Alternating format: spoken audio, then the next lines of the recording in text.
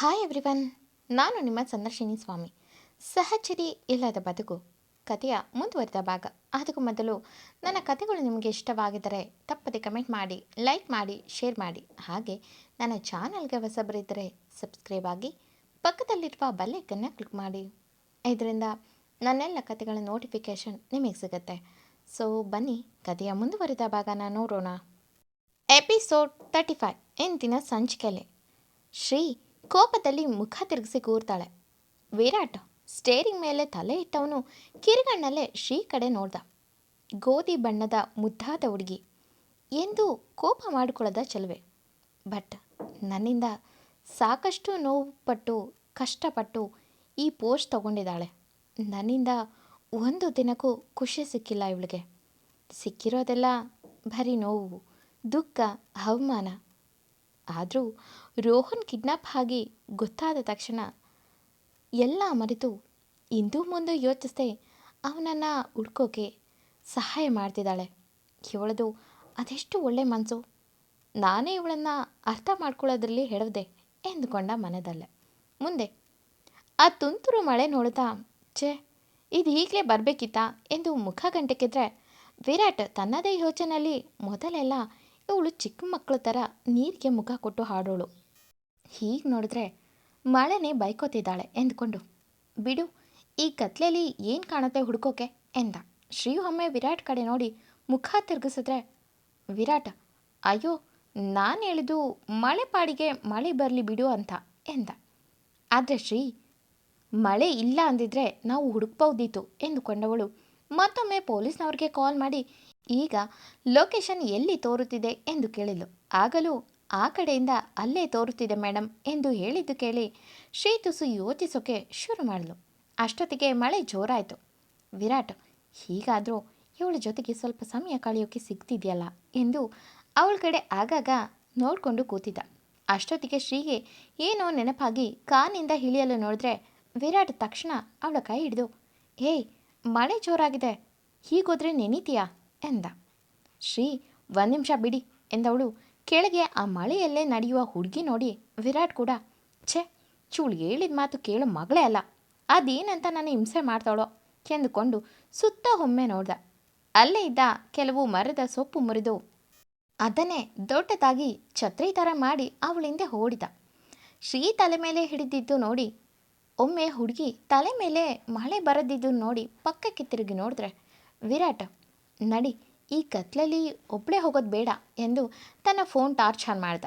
ಶ್ರೀ ತನ್ನ ಹತ್ರನೂ ಫೋನ್ ಇದೆ ಎಂದು ಏನೋ ಹೇಳುತ್ತಿದ್ರೆ ವಿರಾಟ್ ತುಸು ಅಸಮಾಧಾನದಲ್ಲೇ, ಇದೆ, ಆದರೆ ಅದನ್ನು ಯೂಸ್ ಮಾಡಬೇಕು ಅನ್ನೋದು ಮರ್ತಿದ್ಯಾ? ನೋಡು ಶ್ರೀ, ಇದು ಇಬ್ಬರು ಜಗಳ ಮಾಡೋ ಸಮಯ ಅಲ್ಲ. ಹಾಗೇನಾದರೂ ನಿನಗೆ ಜಗಳ ಮಾಡಲೇಬೇಕು ಅನಿಸಿದ್ರೆ ಇನ್ನೊಂದು ದಿನ ಇಬ್ಬರು ಫ್ರೀಯಾಗಿ ಕೂತು ಜಗಳ ಮಾಡೋಣ. ಬಟ್ ರೈಟ್ ನಾವು ಅದೆಲ್ಲ ಪಕ್ಕಕ್ಕಿಟ್ಟು ಮಾಡೋ ಕೆಲಸದ ಕಡೆ ಗಮನ ಕೊಡೋಣ ಎಂದ. ಶ್ರೀ ಅವನನ್ನೇ ಗುರಾಯಿಸಿ, ಸ್ವಲ್ಪ ಗ್ಯಾಪ್ ಸಿಕ್ಕರೆ ಸಾಕು, ಉಪದೇಶ ಮಾಡೋಕ್ಕೆ ಶುರು ಮಾಡ್ತಿರಲ್ಲ. ಇಲ್ಲಿ ನಾವು ಬೆಳಕು ಬಿಟ್ಟರೆ ಸಿಗೋ ಅಪರಾಧಿ ಎಸ್ಕೇಪ್ ಆಗ್ತಾನೆ ಅಂತ ನಾನು ಟಾರ್ಚ್ ಆನ್ ಮಾಡಿಲ್ಲ. ಅದು ಅಲ್ಲದೆ ನನ್ನ ಬಳಿ ಸಣ್ಣ ಟಾರ್ಚ್ ಇದೆ, ಅದು ಸಾಕು. ಆ್ಯಂಡ್ ನನಗೆ ಅಷ್ಟು ಬುದ್ಧಿ ಇಲ್ಲದೆ ಪೊಲೀಸ್ ಆಗಿಲ್ಲ ಎಂದವಳು ಸಣ್ಣ ಟಾರ್ಚ್ ಬಿಟ್ಟು ಮುಂದೆ ನಡೆದ್ರೆ ವಿರಾಟ್ ತನ್ನ ಹಣೆನ ಚಚ್ಕೊಳ್ತಾ, ಏನು ಮಾಡೋದು, ಈಗ ಕಿರ್ಚಿ ಬಯ್ಯೋ ಸಮಯ ಅಲ್ಲ ಎಂದು ಅವಳ ಹಿಂದೆ ಹೋಗ್ತಿದ್ದ. ಆ ಸೊಪ್ಪಿನ ಛತ್ರಿ ಹಿಡಿದು. ಆದರೆ ಶ್ರೀ ಮಾತ್ರ ಇಲ್ಲಿ ಏನೋ ನಮಗೆ ಮಿಸ್ಸಿಂಗ್ ಹೊಡುತ್ತಿದೆ, ಏನೋ ಒಂದು ಕ್ಲೂ ಸಿಕ್ಕೇ ಸಿಗುತ್ತೆ ಎಂದು ಮನದಲ್ಲೇ ಲೆಕ್ಕ ಹಾಕಿ ತನಗೆ ಕಳಿಸಿದ್ದ ಲೈವ್ ಲೊಕೇಶನ್ ಚೆಕ್ ಮಾಡುತ್ತಿದ್ದವಳಿಗೆ ತುಸು ದೂರದಲ್ಲೇ ಆ ಲೊಕೇಶನ್ ಒಂದೇ ಕಡೆ ನಿಂತಿತ್ತು. ಜೊತೆಗೆ ಅದು ಅವಳಿಂದ ತುಸು ದೂರ ಅಷ್ಟೇ ಇದ್ದಿದ್ದು ನೋಡಿ ಒಮ್ಮೆ ಸುತ್ತ ನೋಡಿದ್ರೆ ಅಲ್ಲಿ ಯಾವ ಮನುಷ್ಯ ಇರುವಂತೆ ಕಾಣ್ತಿಲ್ಲ. ಬರೀ ಕಾಡು, ಜೊತೆಗೆ ಜೋರಾದ ಮಳೆ ಬೇರೆ. ಶ್ರೀ, ನೀವಿಲ್ಲೇ ಇರಿ ಎಂದರೆ ವಿರಾಟ್ ಇಲ್ಲ ಎನ್ನುವಂತೆ ಕುತ್ತಿಗೆ ಆಡಿಸ್ದ. ಶ್ರೀ ಮುಖ ಚಿಕ್ಕದು ಮಾಡಿ, ಶಿವರೊಬ್ರು ಎಂದುಕೊಂಡೆ ಮೆಲ್ಲಗೆ ಎರಡೆಜ್ಜೆ ಮುಂದೆ ಇಟ್ಟರೆ ಏನೋ ಶಬ್ದ ಆಯಿತು. ಶ್ರೀ ಅಲ್ಲೇ ಮರದ ಮರಿಯಲ್ಲಿ ಸೈಲೆಂಟ್ ಆಗಿ ನಿಂತಳು. ವಿರಾಟ್ ಕೂಡ ಹಾಗೇ ನಿಲ್ತಾನೆ. ಆದರೆ ಶ್ರೀ ಏನೋ ಶಬ್ದ ಆಯಿತು ಅಂದರೆ ಇಲ್ಲಿ ಯಾರೋ ಇದ್ದಾರೆ, but how it is possible ಎಂದು ಯೋಚಿಸುತ್ತಾ ನಿಂತ ಸ್ವಲ್ಪ ಸಮಯಕ್ಕೆ ಅವಳ ಕೈಯಲ್ಲಿರುವ ಫೋನ್ ಬೆಳಕು ಚೆಲ್ಲಿತು. ಅವಳು ಫೋನ್ ಸೈಲೆಂಟ್ ಮಾಡಿದ್ಲು. ಪೊಲೀಸ್ ಸ್ಟೇಷನ್ನಿಂದ ಕಾಲ್ ಬಂದಿತ್ತು. ಶ್ರೀ ರಿಸೀವ್ ಮಾಡಿದ್ರೆ ಆ ಕಡೆಯಿಂದ, ಮೇಡಮ್, ಆ ಲೊಕೇಶನ್ ಮೂವ್ ಆಗ್ತಿದೆ ಎಂದರು.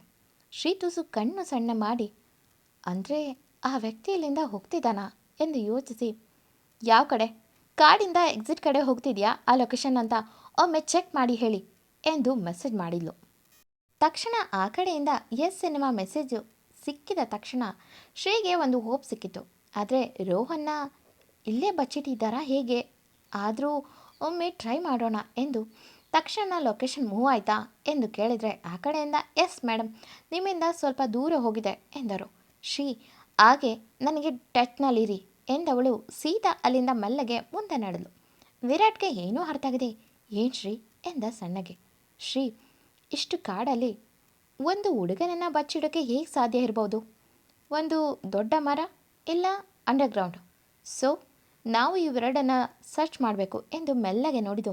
ನಡೀರಿ ಬೇಗ ಎಂದು ತನ್ನ ಕಾಲಿನ ಪ್ರತಿ ಹೆಜ್ಜೆ ಕೂಡ ತುಸು ಶಬ್ದ ಮಾಡುವಂತೆ ಇಡುತ್ತಿದ್ಲು.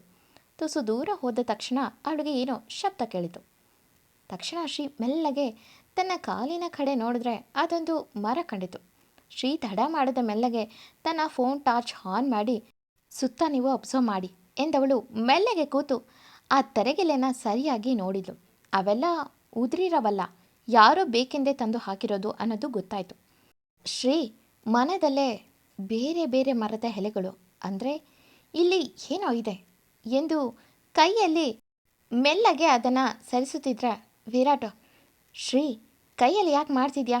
ಏನಾದರೂ ಶಾರ್ಪ್ ಇರೋದಿದ್ರೆ ಎಂದು ತನ್ನ ಜೇಬ್ನಲ್ಲಿದ್ದ ಕರ್ಚಿಪ್ ತೆಗೆದು ಅವನೇ ಅದನ್ನು ಸರಿಸ್ದ. ಅದು ಸರಿಸಿದಷ್ಟು ಒಂದಷ್ಟು ದೂರ ಹೋಗ್ತಿದ್ದೆ. ಶ್ರೀ ಕಣ್ಣು ಸಣ್ಣ ಮಾಡಿ ತಡ ಮಾಡದೆ ಬೇಗ ಬೇಗ ಕೈಯಲ್ಲೇ ಬೇರೆ ಕಡೆ ಅದನ್ನು ಸರಿಸಿದ್ರೆ ಅಲ್ಲಿ ಒಂದು ಲಾಕ್ ಮಾಡುವಂತೆ ಸಣ್ಣ ತೂತು ಕಂಡಿತು.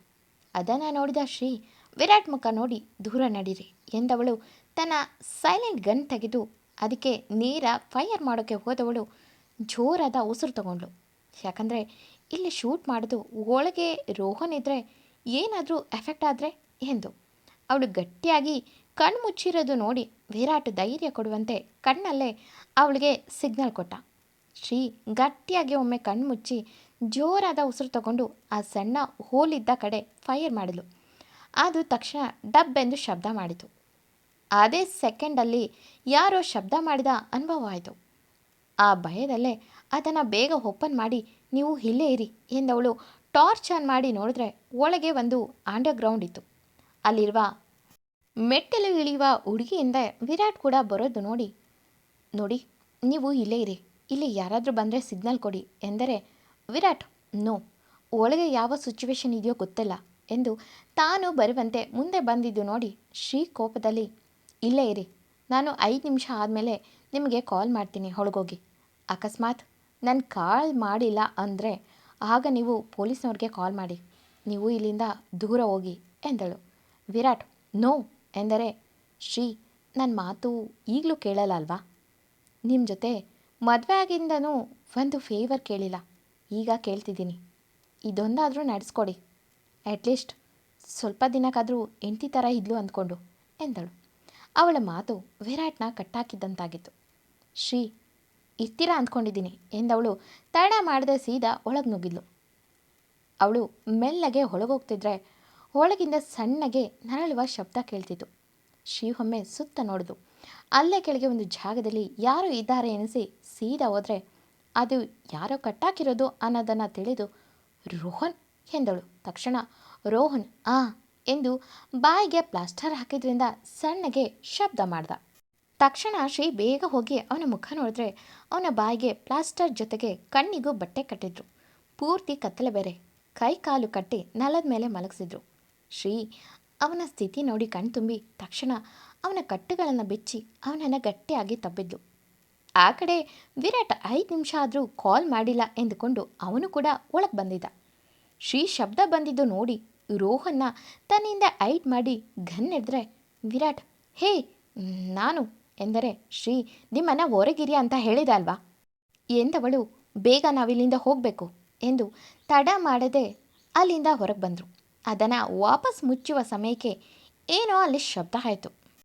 ತಕ್ಷಣ ಶ್ರೀ ವಿರಾಟ್ ಮತ್ತು ರೋಹನ್ಗೆ ಹಿಡಿದು ಓಡಿ ಎಂದವಳು ಇಬ್ಬರನ್ನು ಕಾರ್ನಲ್ಲಿ ಕೂತ್ಕೊಳ್ಳಿ ಎಂದು ಕಾರ್ ಮೂವ್ ಮಾಡೋಕ್ಕೆ ನೋಡಿದ್ರೆ ವಿರಾಟ್ ತುಸು ಅಲ್ಲೇ ನಿಂತು ಅಲ್ಲಿಂದ ಹೋಗೋಕ್ಕಾಗಲ್ಲ, ಅವನು ಯಾರಂತ ನಾನು ಕಂಡುಹಿಡಿಬೇಕು ಎಂದುಕೊಂಡವನು ಅಲ್ಲಿ ಸುತ್ತ ಒಮ್ಮೆ ನೋಡ್ದ.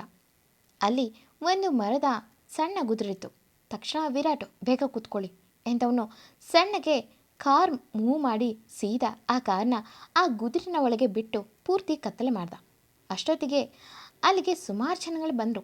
ಅದನ್ನು ನೋಡಿದ ಶ್ರೀಗೆ ಈ ಮಳೆಯಲ್ಲಿ ಮುಖಗಳು ಸರಿಯಾಗಿ ಕಾಣ್ತಿಲ್ಲ. ಆದರೆ ಅಲ್ಲಿಗೆ ಬಂದವರು ಸುತ್ತ ಇರುವ ಮರಗಳನ್ನು ಕಡಿಯೋಕ್ಕೆ ಶುರು ಮಾಡಿದ್ರು. ಶ್ರೀ ತುಸು ಯೋಚಿಸುತ್ತಾ ಕೂತಿದ್ರೆ ವಿರಾಟ್ ಇವರು ಮರ ಕಳ್ಳರು ಇರಬೇಕು ಎಂದರೆ ಶ್ರೀ ಒಮ್ಮೆ ಅವನ ಕಡೆ ಗುರಾಯಿಸಿ ಸೈಲೆಂಟ್ ಎನ್ನುವಂತೆ ನೋಡ್ತಿದ್ಲು. ಅಲ್ಲಿಗೆ ಬಂದವರು ದೊಡ್ಡದಾಗಿ ಶಬ್ದ ಮಾಡುತ್ತಾ ಮರ ಕಡಿಯುತ್ತಾ ಇವತ್ತು 10 ಮರ ಆದರೂ ಕಡಿಬೇಕು ಎಂದು ಮಾತಾಡ್ತಿದ್ರು. ವಿರಾಟ್ ತುಸು ಯೋಚಿಸುತ್ತಾ ಹಾಗಾದರೆ ಅವನು ಬರಲಿಲ್ವಾ? ಅದೇಗಿಷ್ಟು ದಟ್ಟ ಕಾಡಲ್ಲಿ ಒಂದೇ ಮಗುನ ಬಿಟ್ಟು ಹೋಗ್ತಿದ್ದ? ನನ್ನ ಗೆಸ್ ಪ್ರಕಾರ ಅವನು ಬಂದೇ ಬರ್ತಾನೆ ಎಂದು ಯೋಚಿಸ್ತಿದ್ದೆ. ಶ್ರೀ ಇದರಲ್ಲೇ ಯಾರಾದರೂ ಇದ್ರೆ ಎಂದು ಯೋಚಿಸ್ತವಳು ಥ್ಯಾಂಕ್ಸ್ ಕಾರ್ನ ಹೈಡ್ ಮಾಡಿದ್ದಕ್ಕೆ ಎಂದರೆ ವಿರಾಟ್ ಮತ್ತೆ ಪೊಲೀಸ್ನವ್ರಿಗೆ ಮಾತ್ರ ಬುದ್ಧಿ ಇರಲ್ಲ, ನಮಗೂ ಇರುತ್ತೆ ಎಂದರೆ ಶ್ರೀ ಕೋಪದಲ್ಲೇ ಗುರಾಯಿಸಿ ರೋಹನ್ ಮಲಗು ಎಂದು ಎಂದು ಅವನನ್ನು ತಟ್ಟುತ್ತಾ ನಿನ್ನ ಡ್ಯಾಡ್ಗೆ ಬಾಯಿ ಮುಚ್ಕೊಂಡು ಇರ ಕೇಳು ಎಂದಳು. ಎಂದಿನಂತೆ ಈ ಕಥೆಯ ಮುಂದುವರಿಯೋದು. ಈ ಕಥೆ ನಿಮಗೆ ಇಷ್ಟವಾಗಿದ್ದರೆ ತಪ್ಪದೆ ಕಮೆಂಟ್ ಮಾಡಿ, ಲೈಕ್ ಮಾಡಿ, ಶೇರ್ ಮಾಡಿ. Thank you for watching.